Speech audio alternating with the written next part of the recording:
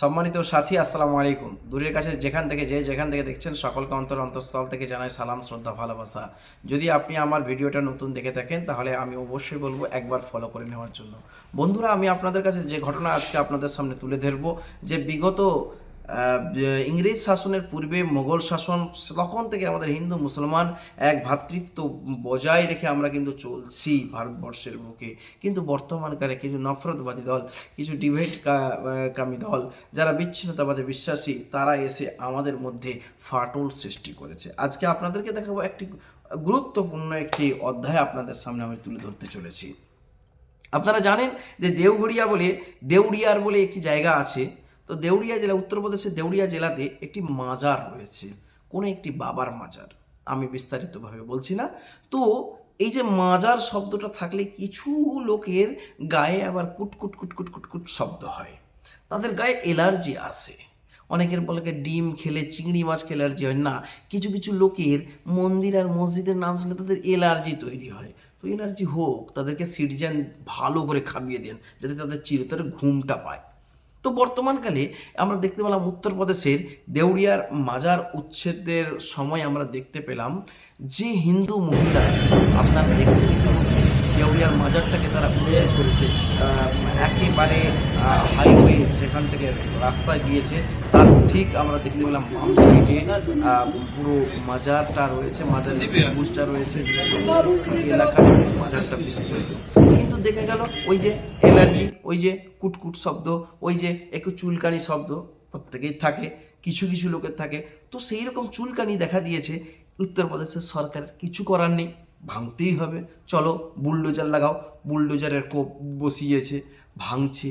কিন্তু এটা জানে না যে ভারতবর্ষের কিছু মিলন তীর্থক্ষেত্র আছে। মিলন তীর্থক্ষেত্রে হিন্দুও যায়, মুসলিম যায়, সকল ধর্মের মানুষরা সেরকম যায়। সেরকমই একটি উত্তরপ্রদেশের দেউড়িয়ার জেলার ওই মাজারে হিন্দু মহিলা শুনেছে যখন মাজার ভাঙা হচ্ছে, মাজারটা তো বড় মাজার, ভাঙা শুরু হয়েছে, হিন্দু মহিলা কাঁদতে কাঁদতে কাঁদতে কাঁদতে ছুটে ছুটে এসেছে। কোন হিন্দু মহিলা? যে হিন্দু মহিলার কখনো একটি দিনও বাচ্চা তার হয়নি, बीमारी हालती। मैं इस भी बाबा के पास आई थी जब मेरा बच्चा पहली बार वाटसन हो गया था। मेरा डॉक्टर ने मना कर दिया था आपको कोई बच्चा नहीं होगा। तो मैं यहाँ पढ़ाती थी, चोनिया में पढ़ाती थी। मेरे साथ एक मैडम थी हीना मैम, उन्होंने कहा था कि मैं फर्स्ट टाइम जब उस समय वहाँ थी तो ऐसा हुआ कि मतलब मैं आज तो धो चुकी थी, मैं बहुत रो रही थी। तो उन्होंने জনমত ঐক্য ইত্যাদি ইত্যাদি। আমি ওই দিকে যাচ্ছি না, আমি শুধু এতটুকু বলতে চাই যে যার বিশ্বাসে আছে, ভাই আপনার প্রবলেমটা কোথায়?